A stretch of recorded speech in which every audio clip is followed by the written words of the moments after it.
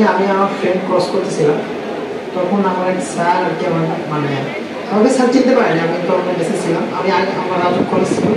তো স্যার আমাকে বলতেছে আমি বলবো কী অবস্থা, স্যার এই তো স্যার বলবে তোমরা কিছু খাইছো না কেন? না স্যার বলে কিছু স্যার আমরা নর্মালি আছে। স্যার বলবে যে এই কথা বলে স্যার আমাকে আর কি কিছু টাকা দেয়, তোমরা সবাই পানি খেলো, পানির একটা বড় একটা বক্স কিনে যাতে সবাইকে মানে দিতে পারে যারা আন্দোলনে আছে। এই পানি নিয়ে যাওয়ার সময় রাজু কলেজের পিছনে একটা বিল্ডিং থেকে একজন বাদ দিয়ে একটা প্লাস্টিকের বক্স নিচে ফেলে। আমি বললাম কি ভাই প্লাস্টিকের বক্সে কি? দেন বক্স খুলে দেখি যে কিছু টাকা। পরে আঙ্কেল উপর থেকে বললো যে তোমরা যতটুকু যা যা পানি বা কিছু লাগলে তোমরা কিনে দেবে।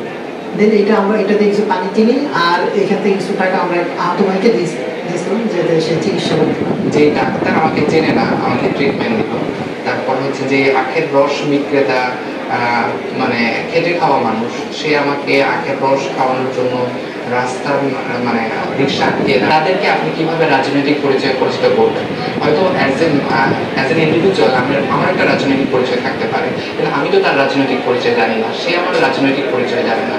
এটা আমরা পুরো জাতি হোক একটা নেশন, আমরা জাতিকে ফেসিবাদের মানে কবল থেকে উদ্ধার করার জন্য আমরা রাস্তায় নেমে এসেছি। সবাই জীবন বাজি রেখে সবাই সবার সবকিছু নিয়ে রাস্তায় নেমে আসছে। 24 ছাত্র জনতার অভ্যুত্থানে আমাদের যে আন্দোলনের যে ভাষাগুলো ছিল সেগুলোকে আমরা সার্বজনীন করার চেষ্টা করেছি।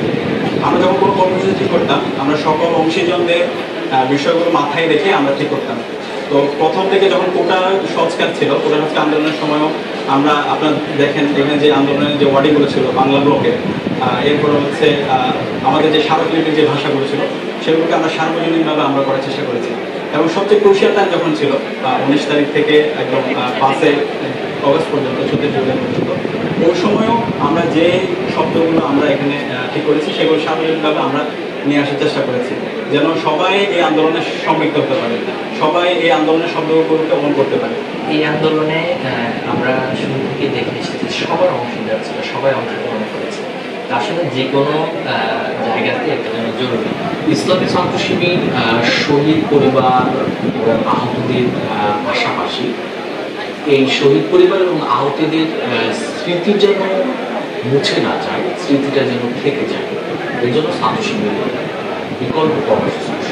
ছাত্র শিবির কেন্দ্রভাবে স্মৃতি লেখন, শহীদদেরকে যারা কাছ থেকে দেখেছেন অথবা মাঠে 24 আন্দোলনে যারা আহত হয়েছেন বা নেতৃত্ব দিয়েছেন, সে সকল ভাইরা কাছ থেকে দেখা এবং নিজেদের অভিজ্ঞতা সহ স্মৃতি লেখন একটা কর্মসূচি আয়োজন করে। সেই কর্মসূচিতে সকল পেশা ছাত্র থেকে শুরু করে সকলকে আহ্বান। এছাড়া আমাদের সারা দেশের শাখা পর্যায়ে এই ধরনের কর্মসূচি, যেন আমাদের এই 24 আন্দোলনের মহান যারা 24 আন্দোলনে শহীদ হয়েছেন, যাদেরকে নির্মমভাবে রাজপথে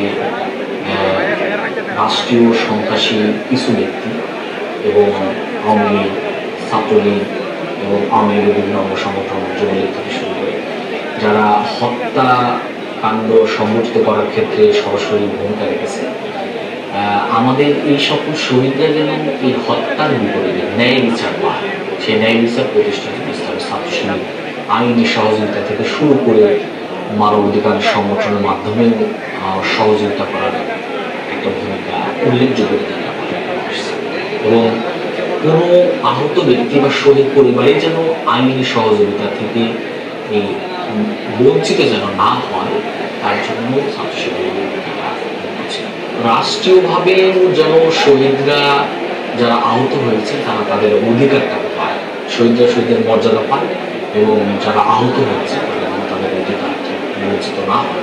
এজন্য ছাত্র শিবির দাবি ছিল সবসময়, সেই দাবিগুলো আমরা পেশ করে আসতেছি।